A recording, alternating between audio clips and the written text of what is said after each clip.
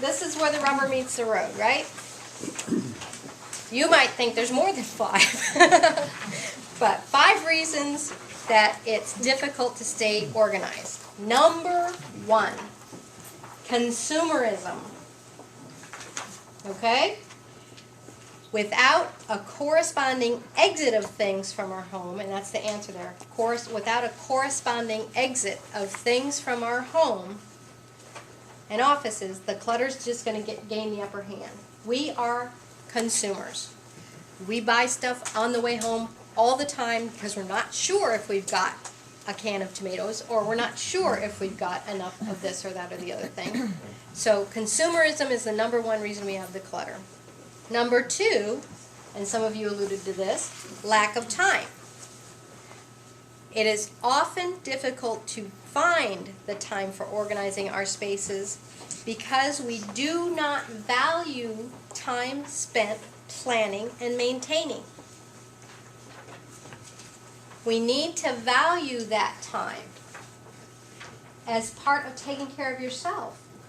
And a lot of people don't realize, and I'll want you to do this experiment, but when you clear everything off of a space, I mean, just think about this room. Those of you that got here early, this room felt huge and peaceful. Now, there's a lot of stress in this room because it's kind of tight and kind of cluttered. The same thing happens in our spaces.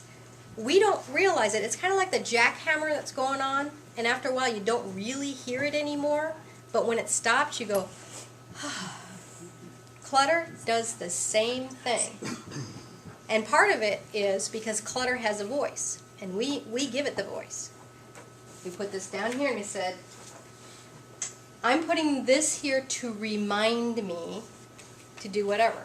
So we've assigned this piece of paper a voice. It's supposed to tell us something. Every time we walk by, it says, I'm here, hello. And at first it's okay, it's nice and it's polite, and it's going, don't forget, you're going to do this. After a while it starts getting nasty, like those broken pieces of mine, and saying, you know, you always do this, you're klutz, you're clumsy, you don't follow through. It starts yelling at us and calling us names. So we want to avoid that. So you need to take care of yourself. That's part of you taking the time to go ahead and put that stuff away. All right? Next. So nevertheless, staying clutter-free is only possible with an investment of time and energy. Order does not just happen. Third, lack of knowledge. Some people seem to be born organized, right? But for most of us, it's a learned skill. Ideally, we'll find organizing systems that work with our individual personalities, because customized solutions are the only ones that are going to last. Fourth is lack of space, and we addressed this. The storage industry is booming. You know, around here, and a lot of us have storage. We also tend to think that we should buy in bulk, right? Or buy the larger one because it's such a deal, right? Right? So, and my husband and I have gone through this because we are now empty nesters. There are no longer teenagers that's sucking down all the food that comes in the house. We don't need 35 pounds of cereal. It just isn't going to happen in our house. Okay. Yeah, we think we should buy because of the monetary savings, but we need to evaluate the stress. We need to evaluate if the stress caused by chaos and clutter is worth it. Is the stress of trying to figure out where to put the case of peanut butter worth the money savings? Is it really? Okay. And number 5, and this is very important, life happens. That's why it's hard to stay decluttered. Life happens. You can drop it in my house and come to my office and say, Excuse me, you're a professional organizer?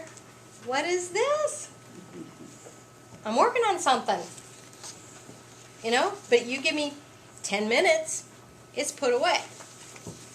Because everything has a place. So, life happens. And these are some of the things. Moving. And I can attest to this because we moved 4 times in the last 2 years. So moving is a huge disruption. And we moved from a bought-in house to a rental house to a bought-in house to a rental house to a bought-in house. And the rental houses were always smaller than what we needed, which means that, no, sometimes I couldn't find something because it was either in storage or I just didn't know where it was. So moving happens. Next, home renovations. Anybody do that? Yeah. So you're not going to find some stuff sometimes. Give yourself a break. Next is job changes. Even if it's for a good thing, even if you've been promoted, it's something new, something different. It's hard. It's a change, so it's a disruption. Emergencies, everybody's got that, whether it's a family member or something going on at work where the boss is gone and you have to take over. Emergencies happen. And marriage and divorce. They all affect the way we live and operate. Somebody called me saying that the reason they're coming is because they're merging 2 households. Yeah. You've got all this stuff that needs to come together and be one household. And that's a challenge. Okay? So, while being organized does not prevent the unexpected. Now, you may say, oh, if I get organized, I'm never going to have an emergency. That's not true. Being organized does not prevent the unexpected, but it can help us cope better. If you know where your insurance card is, you can deal with an emergency much easier. You know, if you're looking for the car keys and you're to try to get somebody to the hospital, you might as well just dial 911. You know, be ready. That's going to help. And so you'll still have the stress of the unexpected, but you're going to be in a better place for it. Okay. And then routines and systems. That's the answer coming up. Routines and systems give us structure when everything else seems in chaos. A lot of people say, oh, if I get organized, I'm going to be boring and I can't be spontaneous.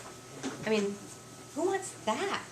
Who wants to be so uptight that everything has to be organized? Well, tell me who can be more spontaneous. The kids come in and it's a beautiful day and you say, let's go to the beach, okay? Not that we do that here, but I was living in California. So, who can get there better? The mom who, after the last beach trip, took everything out of the car, washed all the bathing suits and the towels, they're all folded and put away, or the mom who says, oh, everything's still in the cooler from the last time we went. I don't think I want to open this. So who's more spontaneous, you know? Now, you're in a better position when you have routines with dealing with things, because it's that structure, it's the house in which you operate. You know, again, these creative types will say, oh, a messy desk is a sign of a creative mind.